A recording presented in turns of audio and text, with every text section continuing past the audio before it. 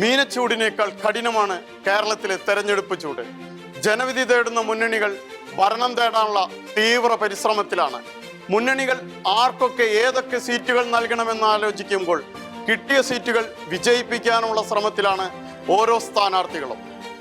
എങ്ങനെയും ഭരണം പിടിച്ചടക്കുക എന്നതിനപ്പുറം ഒരു ലക്ഷ്യവും മുന്നണികൾക്കില്ല. ഈ തീപാറുന്ന പോരാട്ടത്തിനിടയ്ക്ക് ചില സ്ഥാനാർത്ഥികൾക്കും മണ്ഡലങ്ങൾക്കും ചില പ്രത്യേകതകളുണ്ട്. അതെന്താണെന്ന് നമുക്കൊന്ന് നോക്കാം. കേരള രാഷ്ട്രീയത്തിലെ മൺമറഞ്ഞ കോൺഗ്രസ് നേതാവും മുൻ മുഖ്യമന്ത്രിയുമായിരുന്ന കെ കരുണാകരന്റെ മകൻ വട്ടിയൂർക്കാവിൽ കോൺഗ്രസ് സ്ഥാനാർത്ഥിയായി മത്സരിക്കുമ്പോൾ മകൾ തൃശൂരിൽ BJP സ്ഥാനാർത്ഥിയായി മത്സരിക്കുന്നു.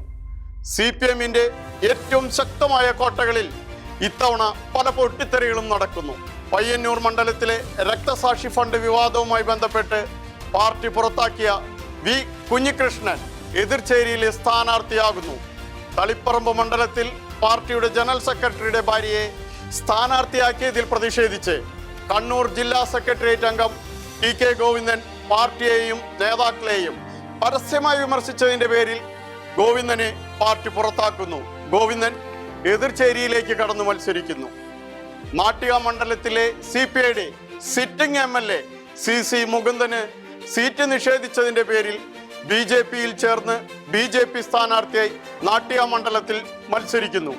UDFൽ കോൺഗ്രസിന്റെ ഹൈക്കമാൻഡിന്റെ നയങ്ങളിലും നടപ്പാക്കുന്ന രീതികളിലും വളരെയേറെ പ്രത്യേകതകളുണ്ട്. നിലവിലെ MP ആരും തന്നെ മത്സരിക്കേണ്ടതില്ലെന്ന ഹൈക്കമാൻഡിന്റെ കർശന നിർദ്ദേശമുണ്ടായിരുന്നിട്ടും K സുധാകരൻ കണ്ണൂരിൽ മത്സരിക്കുമെന്ന് വാശി പിടിക്കുമ്പോൾ സുധാകരൻ മത്സരിക്കരുത് എന്നൊരു ഉറച്ച തീരുമാനത്തിലെത്താൻ ഹൈക്കമാൻഡിന് ഏറെ സമയമെടുക്കേണ്ടി വരുന്നു. അതുപോലെ തന്നെ എല്ലാ MLA മാർക്കും സീറ്റ് അനുവദിച്ചെങ്കിലും പെരുമ്പാവൂരിലെ സിറ്റിംഗ് MLA ആയ എൽദോസ് കുന്നപ്പള്ളിക്ക് സീറ്റ് അനുവദിച്ചില്ല. ഇത്തവണ നിയമസഭാ തെരഞ്ഞെടുപ്പിന്റെ പ്രത്യേകതകൾ അവസാനിക്കുന്നില്ല.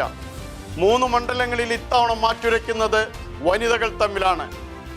അരൂർ മണ്ഡലത്തിലെ കോൺഗ്രസിന്റെ സ്ഥാനാർത്ഥി ഷാനിമോൾ ഉസ്മാനും CPMന്റെ ദലീമ ജോർജും ഏറ്റുമുട്ടുമ്പോൾ തൃക്കാക്കര മണ്ഡലത്തിൽ കോൺഗ്രസിന്റെ ഉഷ തോമസും CPMന്റെ വനിതാ നേതാവായ പുഷ്പദാസുമാണ് മത്സരരംഗത്ത്. കോങ്ങാട് മണ്ഡലത്തിന്റെ UDFന്റെ സ്ഥാനാർത്ഥി തുളസിയും LDF സ്ഥാനാർത്ഥിയായി ശാന്തകുമാരിയും മത്സരിക്കുന്നു.